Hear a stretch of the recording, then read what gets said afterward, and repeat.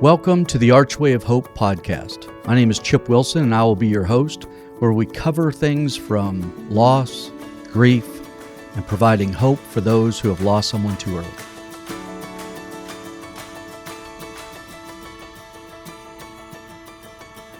Okay, well, excited for the next episode of the Archway of Hope podcast. I'm Chip Wilson, the host. We have Dr. Christy Donaldson also with us, and our special guest today, we have Terry and Carrie Sloan, Cordelia's mother and father. If you haven't seen Cordelia's documentary, it's the second one that we did. Really excited about it. It's up on our website, so if you haven't had a chance to go check it out, please do. But today's episode, we thought we would talk a little bit about how things happen from a couple perspective, a unique perspective from y'all from kind of the couple side of it. So with that, maybe we could start with just getting to know you, and maybe we kind of rewind back to the beginning. Tell us how you met, and kind of fast forward and tell us about your family. No, I'll let you go first because I have a story about that. This is already getting good. Yes. Yeah. Okay, well, we met in 1994. Me and some friends went to McDonald's, and he was manager, and he had the most handsome smile, and he would laugh and joke with us. And I lived in a small town, but he worked in Ada. And Ada, Oklahoma. Mm-hmm. Yes. Okay, the big town Yes. of Ada, Oklahoma. All 30,000 people. Yeah. Yes. So we were going to come. I think that was maybe the middle of the week, and we were going to come in to town on the weekend and cruise Main Street and everything. And so we asked him to come and hang out with us.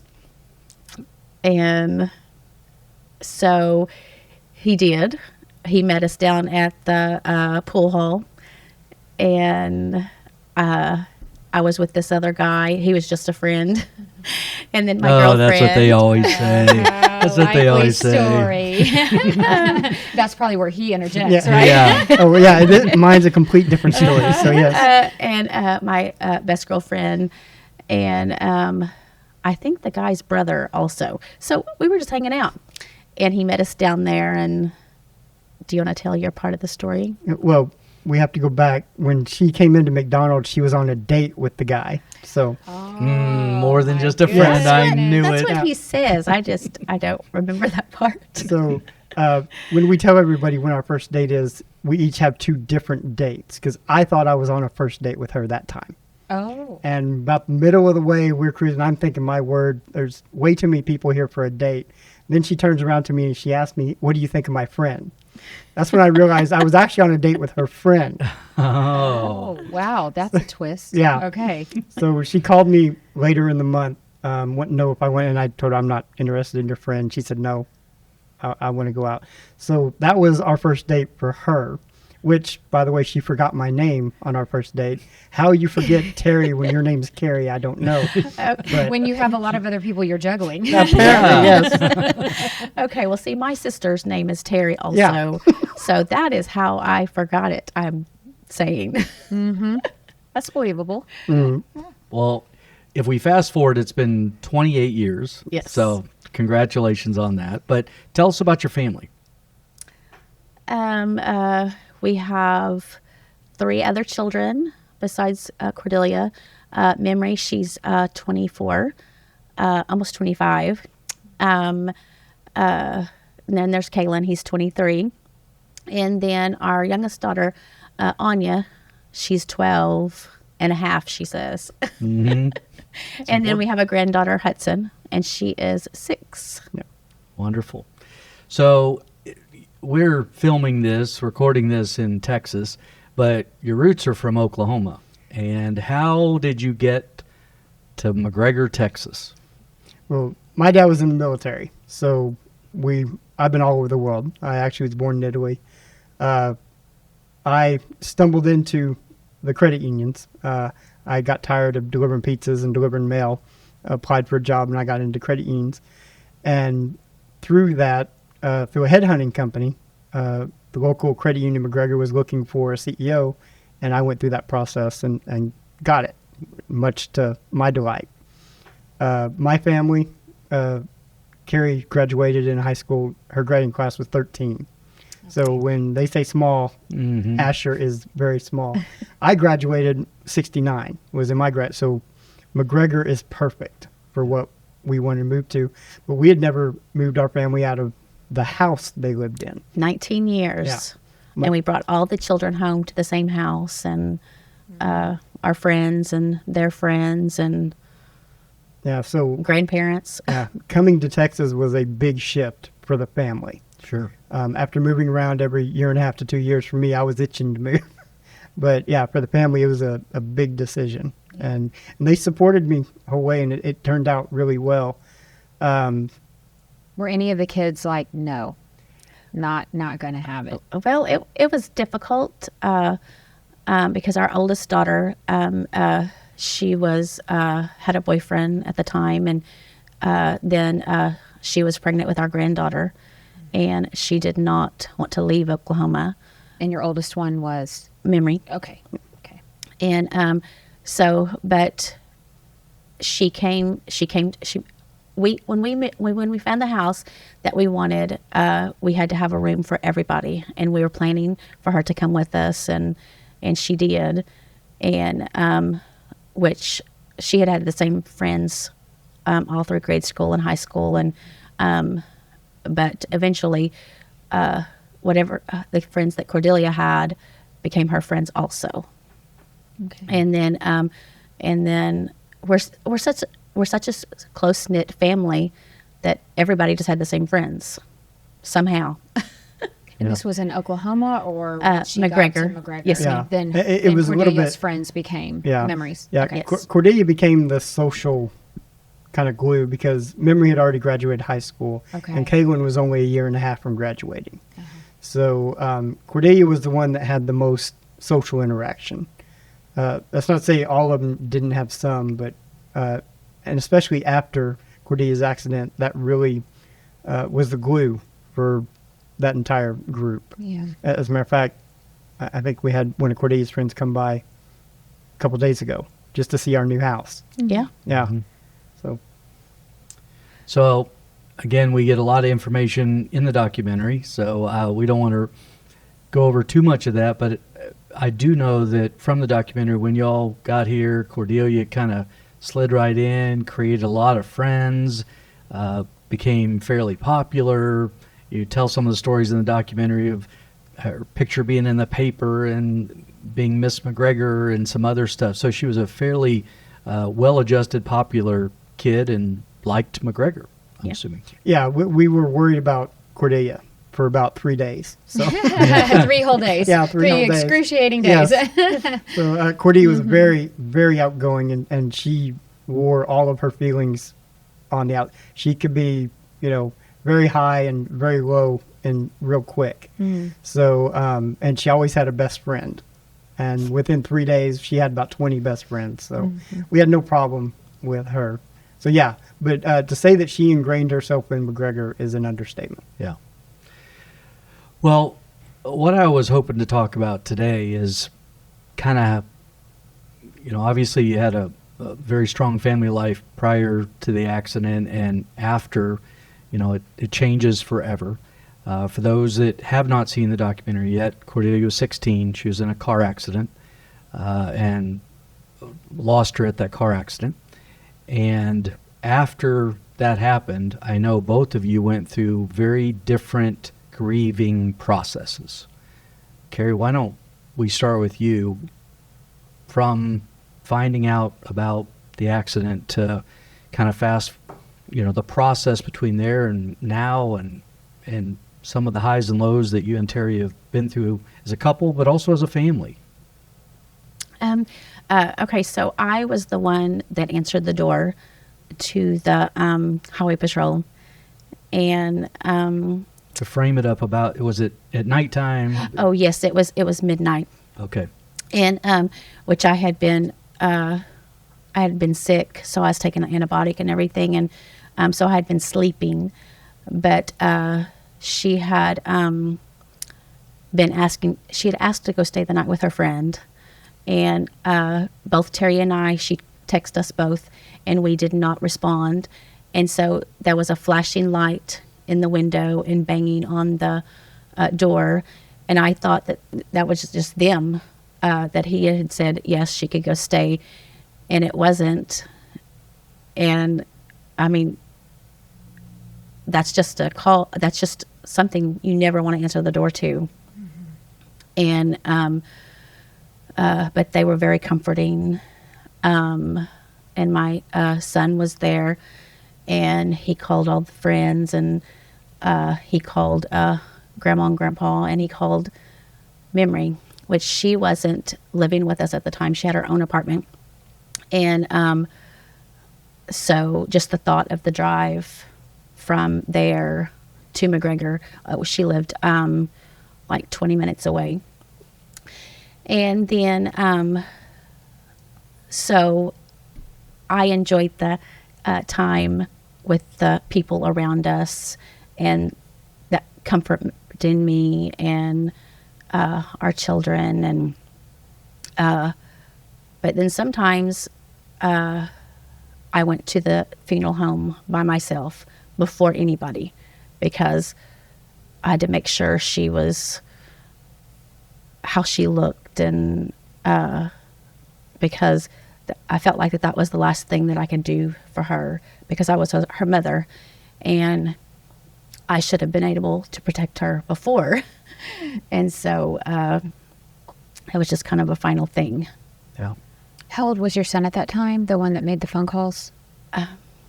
He was about 20 years old, 19, because he'd already joined the military and went through AIT and all that. He was about to go off to college. He was going to start college in January.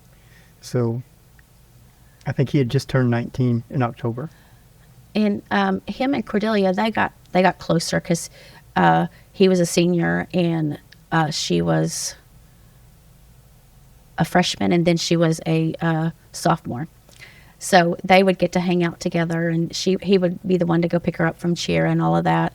And he had mentioned, you know, I always told y'all that I disliked to go pick up Cordelia from cheer and everything, but he says, Mom, I enjoyed it. Because they laugh with each other. All of our children laugh with each other and just joke with each other. And that's something that I don't know. I don't see the joy as much in their faces now. There's something amiss. Yes. And it sounds like she was kind of a firecracker. Yes. So she brought some spunk into the family, and which also can create connection and disconnect at the same time, right? I'm sure y'all were refereeing all the time. Yeah, she was definitely our problem child. And one of the interesting things after her accident, we find out all the different things that her older brother and sister helped her get away with. Oh, sure. Yes. Certainly. Yes. She had a whole tribe going Yes. on there, didn't she? Yes. Yeah, so it was definitely kid against parent. Yeah. And that, and they were letting her get away with all the stuff they had got caught doing. Okay. And stuff like that. So at least for me, I know even her rebellion became a comfort. She got to live her life. So, And she gave y'all a bunch of stories in the process. yeah. Yes. Stories people don't believe, and stories we'll probably never tell. And stories her siblings probably have never told. Yes. Well, see, All of them. we heard some through the documentary. For the first time? Yes. What was that like? It wasn't surprising, but it was, especially our older kids admitting what they had done, because we can go back to them and say, what were you thinking? And you better not get near the 12-and-a-half-year-old. Yeah. And to our oldest daughter, say, you now have a granddaughter that we can, load up with sugar and send home to you now. Right, so right. You're going to be paid back all we can. But it was also, it was a comfort that they were still watching out for each other, even though that they were doing wrong. At least somebody knew what was going on. Yeah, they always watched out for each other, even to the detriment of us. We were a little bit helicopter parents. We wanted to know where they were all the time, that type of thing, which is why that night was so weird. It's one of those things that's why in our faith we believe that it was meant to happen. And so... That's hard to wrap your mind around, though. that it was meant to happen, right? Well, so 2 weeks before this accident, we were in, went and stayed the night at Houston. Terry and I did, and she had a wreck in her truck, and just hit one of those guardrail things, and we didn't know till the next day. She had called her brother and sister. They had come and got her, and they didn't want to bother us with it.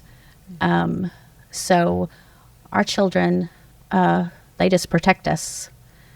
And We're better parents than we're sounding, but that's they do. I don't hear anything that doesn't sound okay. So I think it sounds like the siblings were taking care of each other, and they Yes. were also taking care of y'all. So Yes. but they were a buffer Yes. between the spark plug and y'all. Yes, So yes. yeah.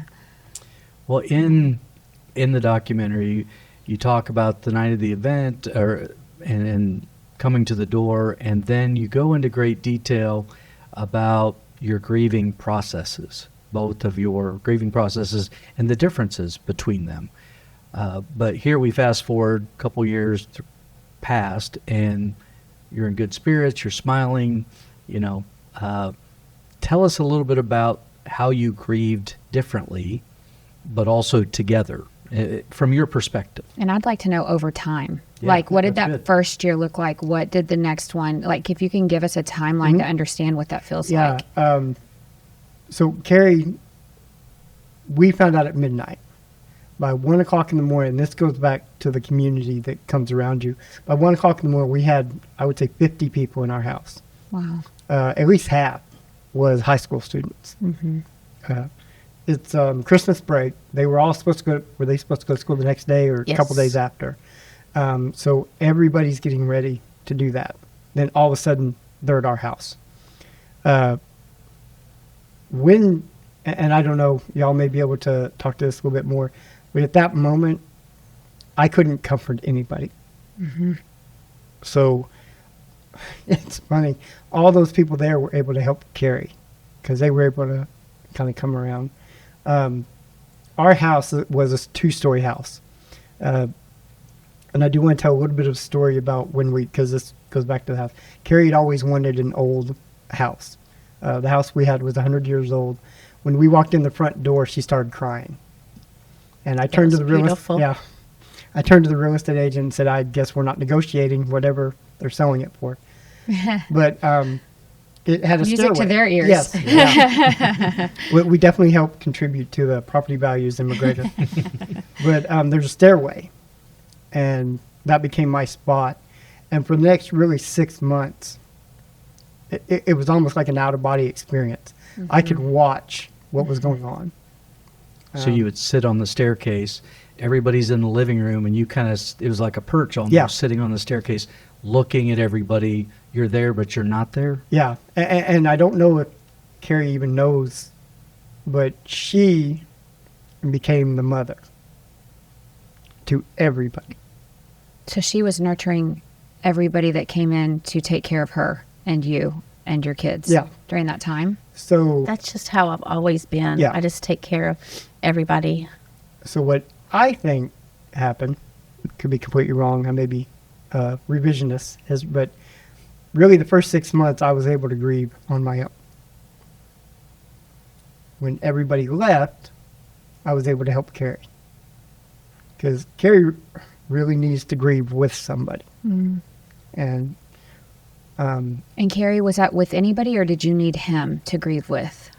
Well, I would grieve with others, other people of our family, and then when our friends came down, I grieved with them, and then when nobody else was around, we would grieve together.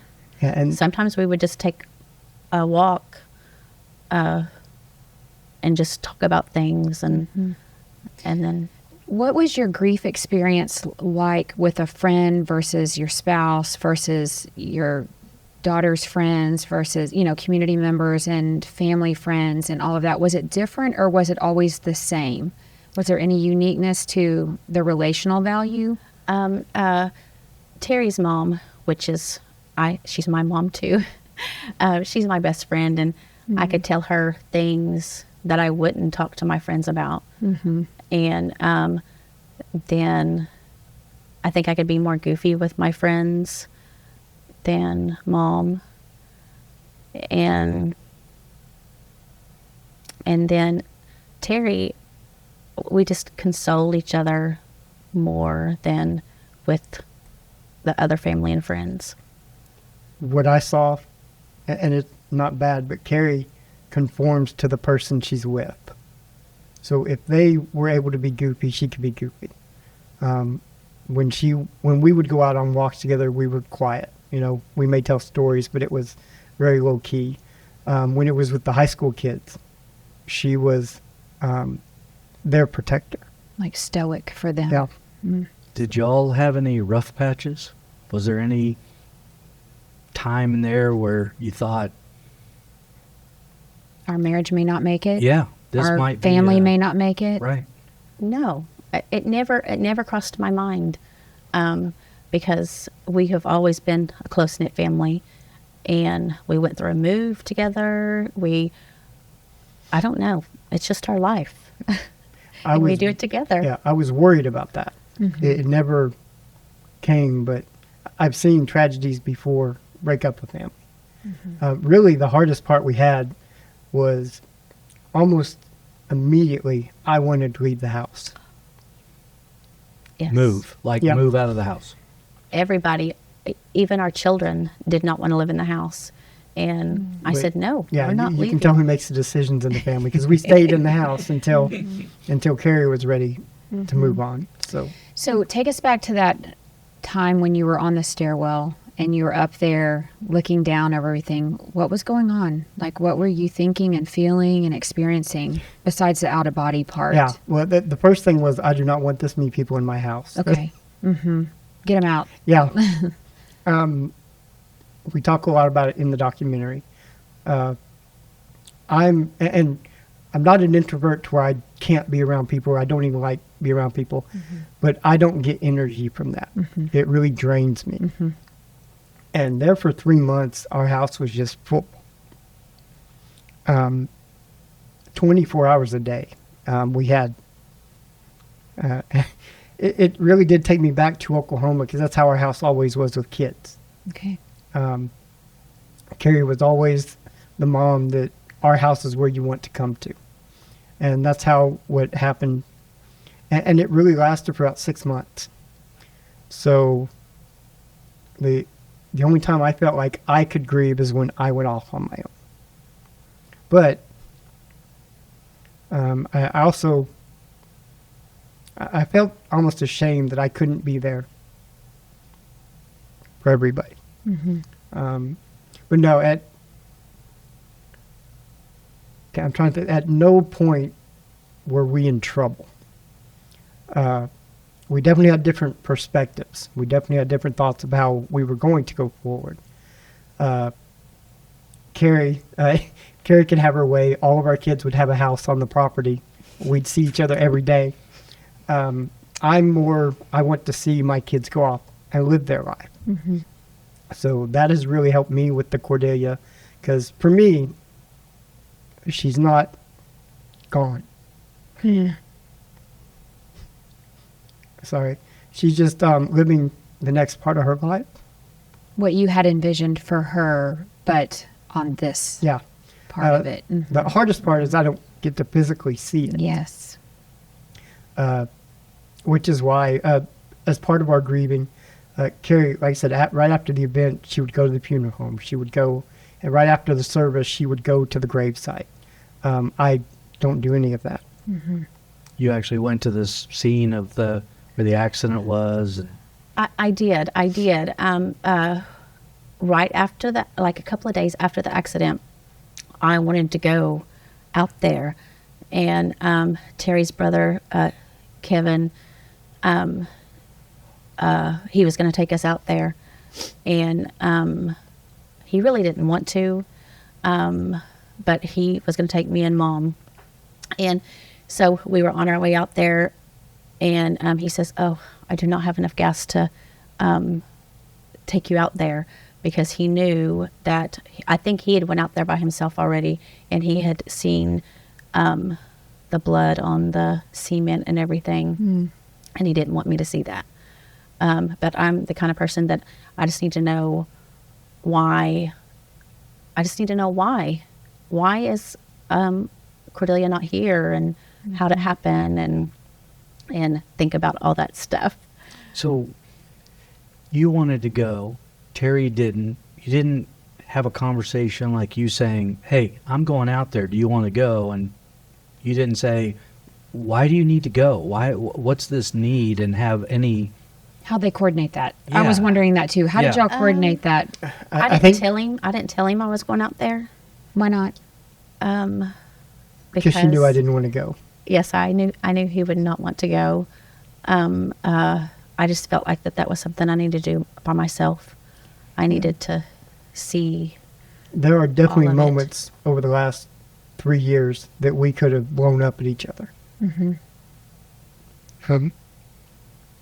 So I don't go to the grave because she's not there. But Carrie has to go. Well, the first year I went every week, and I would go out there and I would cry or just get mad at God and then apologize. Sure. But then the second year, what is this, the third year? Yeah. Oh my gosh. Yeah. I have to make myself go. I have to, I go and I decorate for each holiday and everything, but I have to force myself to go now. Why is that? What changed?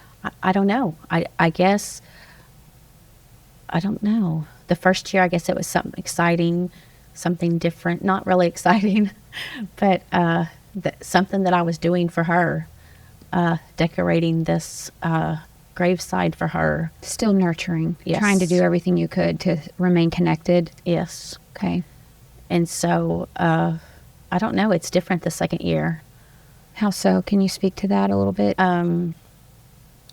I guess I've come to the realization that she's not there, that she's really in heaven, and I don't know. It just feels different. Yes, yes. It's hard to express that, but it just starts to feel and seem and sound a little different each time. Yes, it each makes year. it more saddening to go out there now. And I was always worried about Carrie when she came to that realization. So as long as she was going out there, as long as, all the friends were, they would hold her birthday party there, they would do different things. She still had that connection. And it's not that the connections went away, but it's different. And I always worried about Carrie on that. I think to answer your question is we just know each other way too well. So there was never okay, this is the 5th time I've asked you to go to the gravesite and you won't go with me. What's wrong with you? No, it was very interesting, at least from my perspective, how well we each understood how the other one needed to grieve. You do get frustrated. You do get... I did get frustrated with Carrie going every week, especially when I don't think she's there. But I knew that if I said something, it would increase her grief.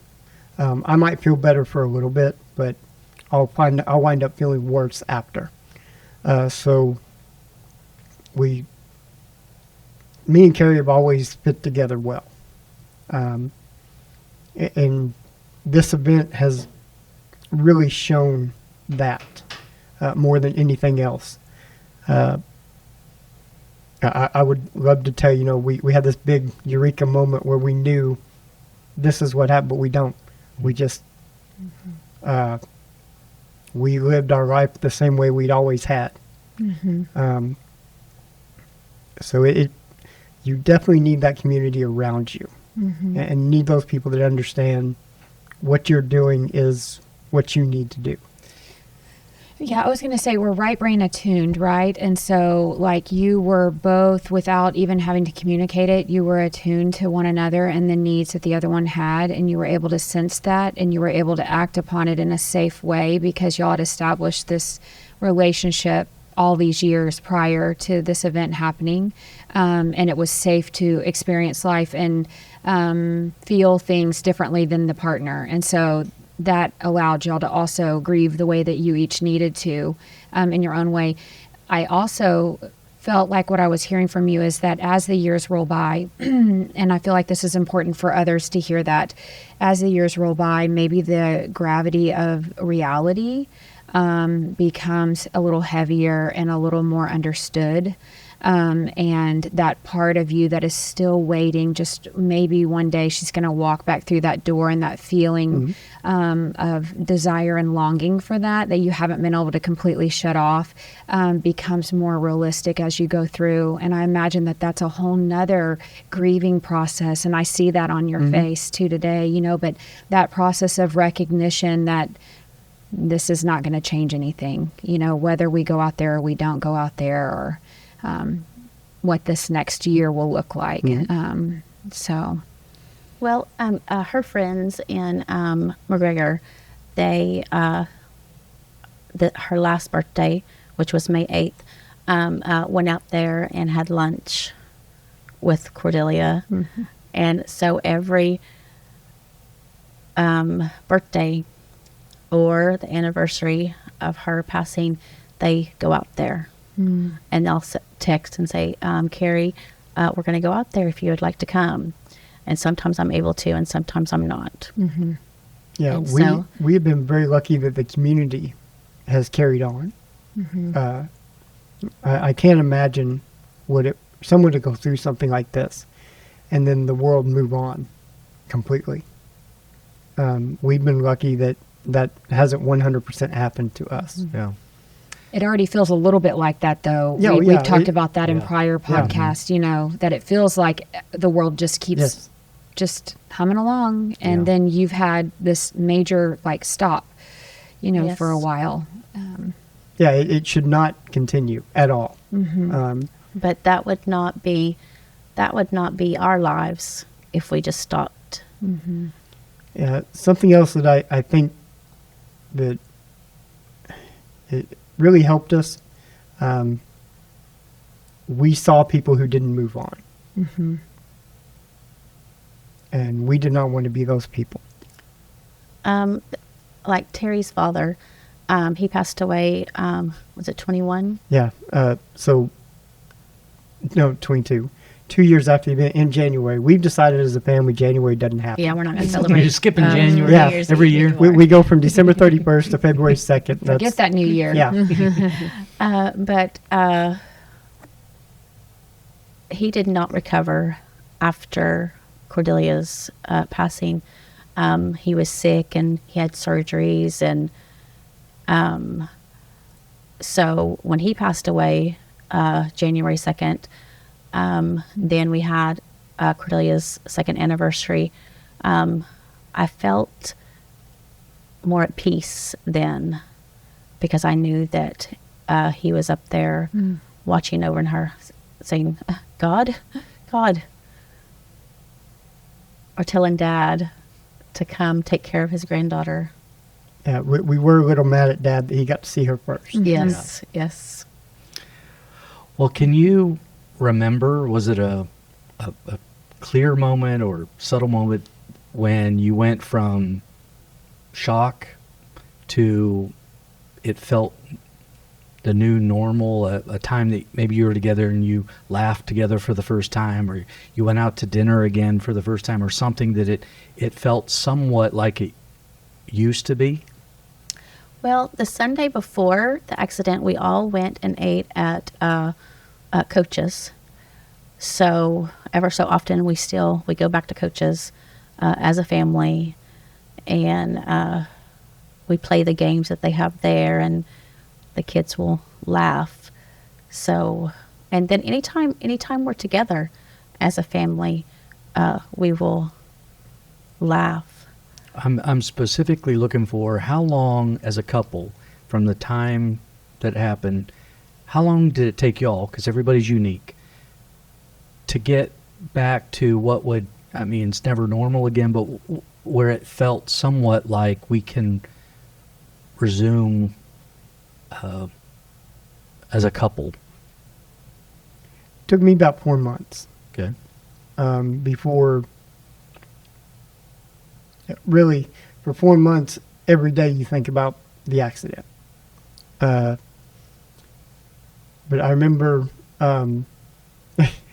we were talking about earlier, the community, like I said, the community really came around us. We had a food train for 4 months. Wow. Yeah. So at about month 3, we were going, we'd really like to go out, but we got all this food here. But about month 4, we went out. And it's really weird. It's that the world should not go on. We're out at a restaurant and people were enjoying themselves.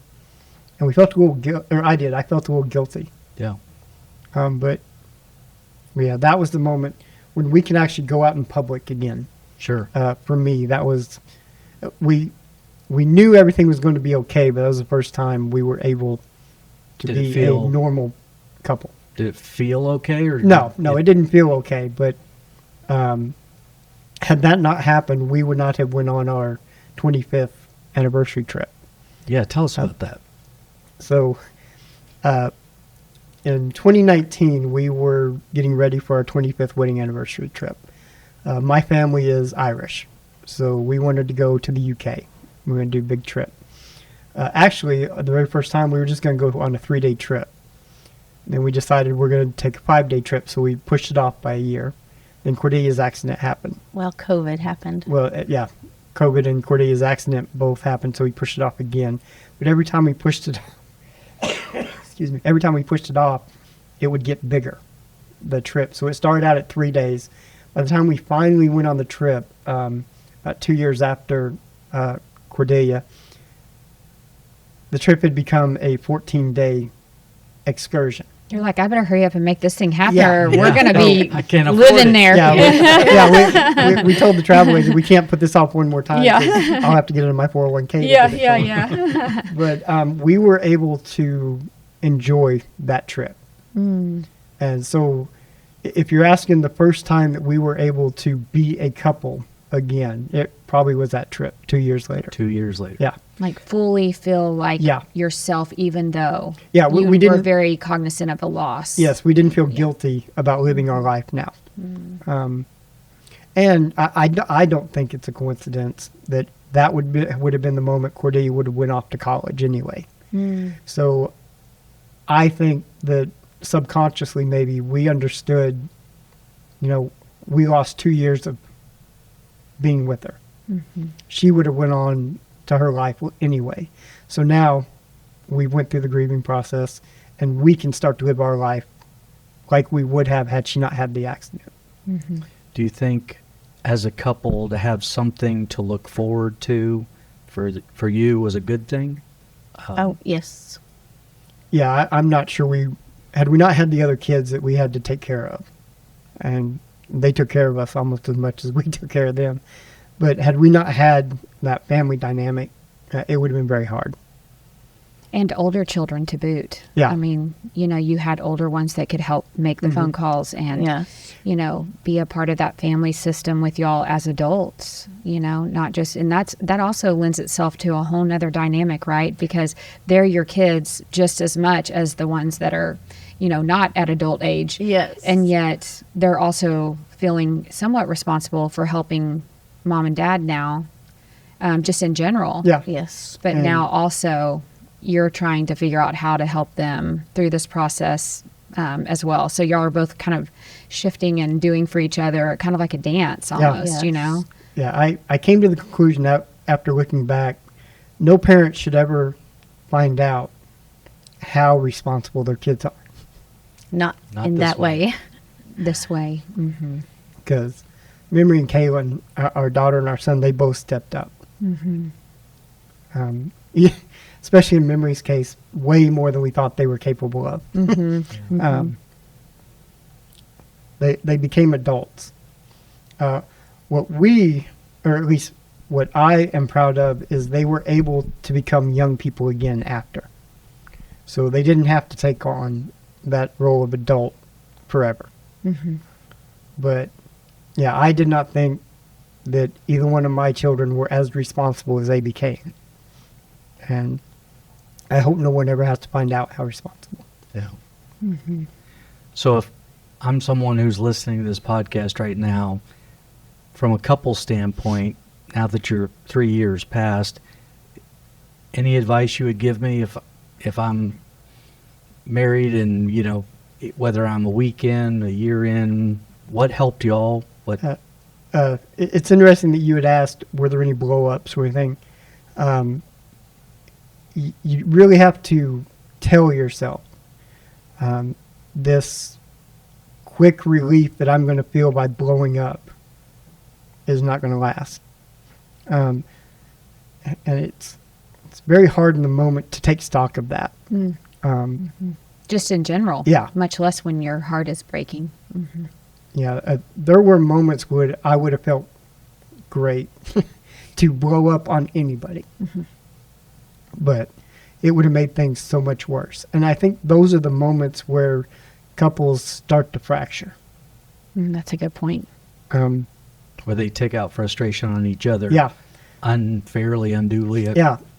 That's one of the things that I've come to learn in the last 28 years is that when I need to, Carrie will take that brunt from me, and I'll do the same thing. When we need to vent, we're the ones that we need to vent to. In that moment, you can't vent to each other. Mm. Mm. So, and I really thought I would hold it together for this, but It's understandable. I think this just shows the realness, right? Yeah, and your heart in it. So I think it's a beautiful thing to be able to see how you express it now when you talk about it, and each of you, your own dynamics going through this too, even processing it through a podcast. It's important to see that everybody has their own way.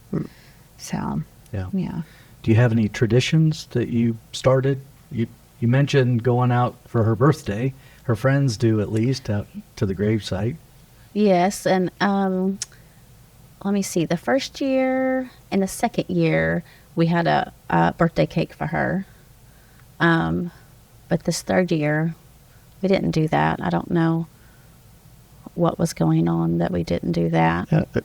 Cordelia's birthday always fell in a weird spot. It's in May. And I even have to think, I never knew when her birthday was. I always thought it was March or May, and I had to, it's a good thing I worked One of those M's. Yeah. It's a good thing I worked at the crating because I could look it up and see when her birthday was. But really the tradition, not so much an annual tradition, but Cordelia wanted, one of the many things she wanted to do was to help people. So a lot of our, now a lot of our charity work and everything like that has to do with helping somebody. Carrie has become the librarian at the school, and she has become the mother to the junior high. There is kids that come into the library that you wouldn't dream of them being in the library, but they love to come in the library. And if they come in there crying, I talk to them and I hug them if they need it. And one of the girls texted me the other day and said, Miss Sloan, my mom says that we're going to move. And so she sent me this long text thanking me for advising her how to act towards others. And so I just love the connection that I have with them. Mm-hmm. And I feel like Cordelia had that connection also. Yeah. But just to pass on my motherly instincts and just cherish them with love. Well, one thing I can definitely say is that one thing I admire about both of you, even though I know Terry a little bit better, is how much you stayed involved and continue to be involved in the community, in outreach, in giving back. Our one and only fundraiser for Archway of Hope we have every year. Terry, both of you have been actively involved, but through the credit union's been great, incredible.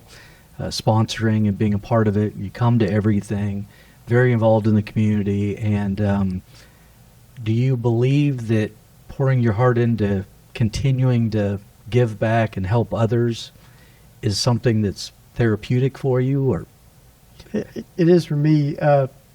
Another thing that we didn't really have a discussion about, but that we both came to the decision really right after the event, and this might help people going forward.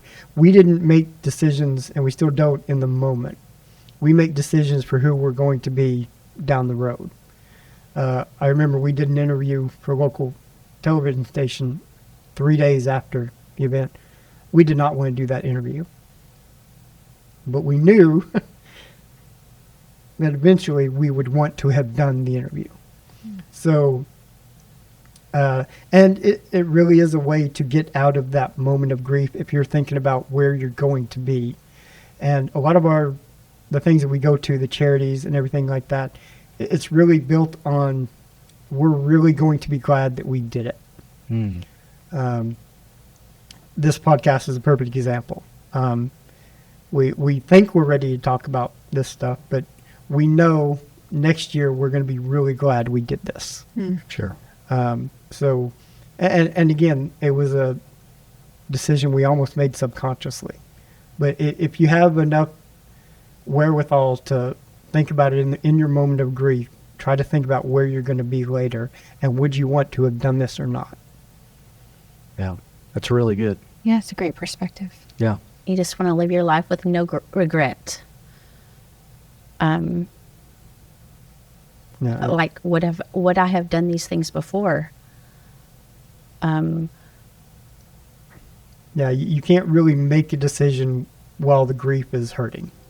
You need to try to take a step back and see, because if you make it just like blowing up it'll make you feel good for a little bit, but it's going to hurt you down the road. Yeah. And so, at least for me and Carrie, we have been very lucky that we have been able to make those decisions. Because I couldn't imagine 2 years after, and me and Carrie just closing ourselves off. We would become a shell of ourselves. So. Well, and I imagine that it also kind of shifts your perspective on it, knowing that every day matters. Every day is a new day, and every day is something that's going to be generated that you didn't know about the day before. And, you're making the most out of the ones that you have, that you know of right here, right now. Yeah, at least for me, and I don't know about Carrie because we've never really talked about this, but prior to this event, I was actually scared of death. Mm-hmm. And not that I'm looking forward to it, Yeah. but it doesn't have that same... going through what we did with Cordelia helped me a lot with my dad when he passed. Yeah. We still had the hurt, we still had the pain, but it was different than other things that I'd lost in the past. So it's definitely a different perspective that we have on the event. And just like I said, we cannot envision ourselves being closed off, cutting ourselves off the world. We look for events, even me, I look for events to go be around people. You're no longer having to be pulled into them. I'm still having to a do willing it, participant.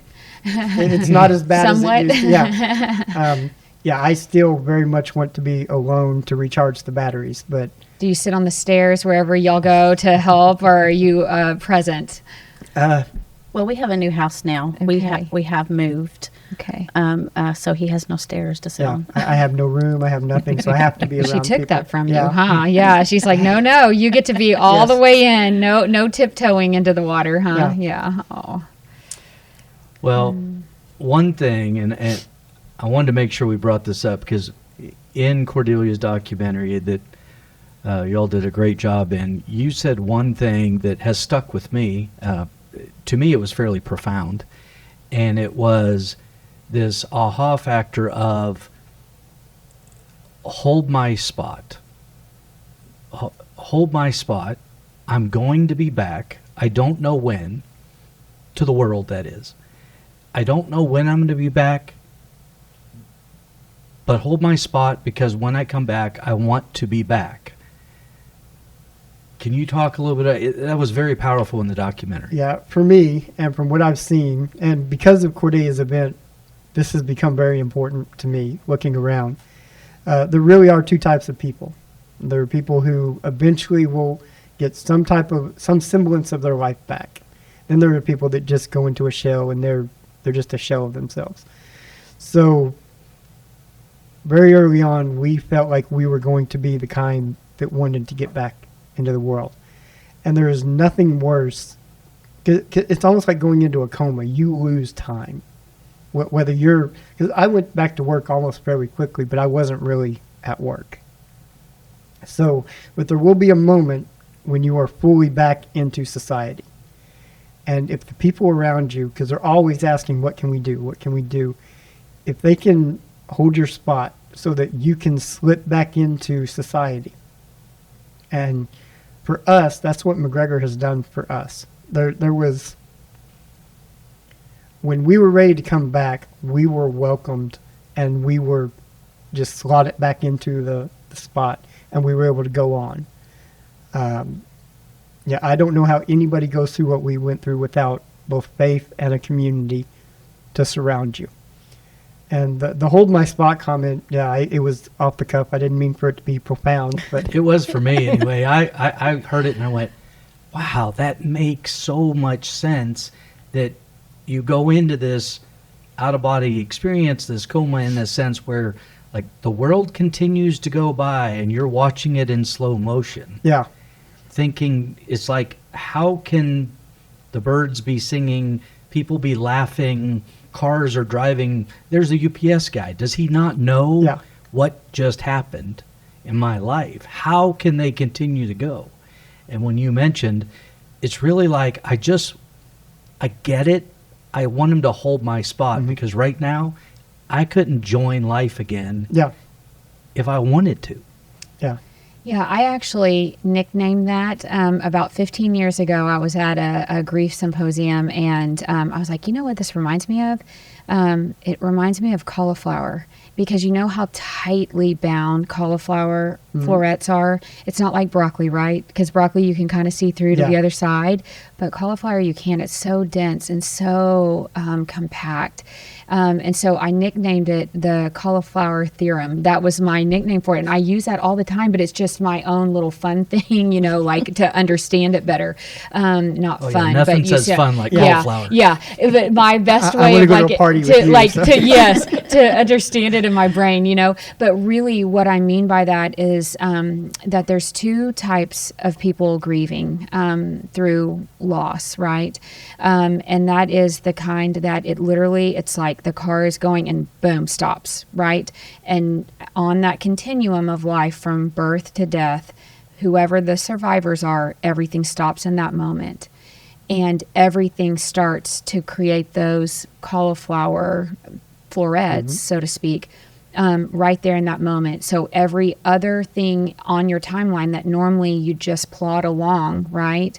They stop plotting and they start to just grow from that space. And it's so tightly embedded that it's hard to even see to the other side that you could even start moving again. And it starts to even create like a new vision, branches from that. Or you have the people that they kind of sit there for a minute, they start to kind of bind like that, and then one day they say, it's time to move forward, and they go around and keep going, right? That thing stays there. It's forever a part of their life and their story. And it's tightly bound in that moment with all of the stories, the feelings, the emotions, the cognitions, but they're able to start moving forward on their timeline and continuing to make, new opportunities and new situations and get back in their spot and that traffic flow, right?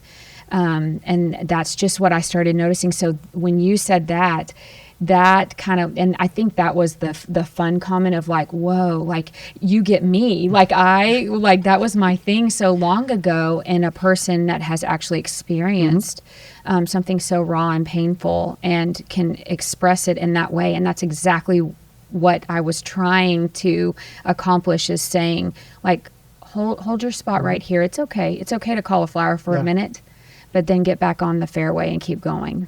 right? Get back on there, as painful as that is. Yeah, it's one of the scariest things I think we've ever done is getting back in. It would be very easy. We have in the old house someone started a cellar, never quite finished it. So we have a big hole in and it's got a deck over it. It would have been very easy for me to just go into that hole. It's kind of scary down there. Yeah, but I would have loved it. And that's the different perspectives too, right? Yes. She's like, Yes. no Yeah. way, no way. I'm staying up here with all the people. Yeah. Yes.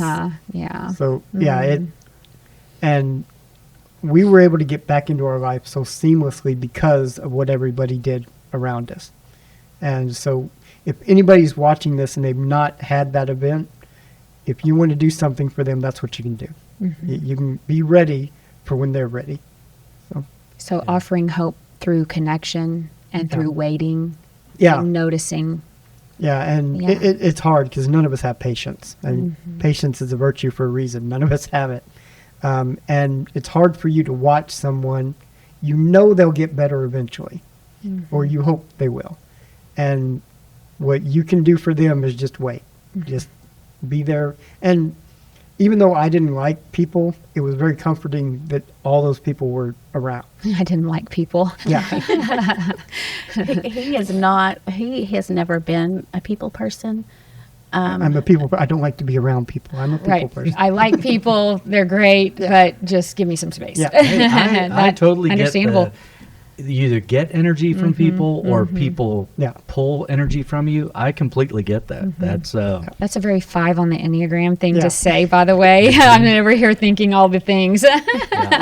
So, But he also saw all those people that loved Cordelia, and the people that we didn't even know that she knew. It was comforting that how she affected everyone. Yeah, that's one of the main reasons why Archway's so important to me. I couldn't imagine going through this without that community. So what I hope is that someone who, for whatever reason, is having to go through this alone will watch the documentary or watch the podcast and understand they're not alone. We are part of Jimmy Herring. We are part of a sorority none of us want to be in. But someone could call us from Australia and say, I just saw, and we would talk with them for hours. It was an interesting thing. The very first video I saw about McGregor when I was looking, when I might get the job here, was Jimmy Herring talking to the school about the loss of Rhett. And I thought I understood what he was going through. Well, you can't. There's no way until you actually have that happen to, and you shouldn't be able to. No one should have to understand what we're going through. And so, like I said, I'm hoping that Archway becomes that to those people who don't have that community that can come around them. There is a community out here, and we will come around you as much as we can. So I could not imagine going through this alone. Well, I personally want to thank both of y'all for coming today. I mean, it takes a lot of courage.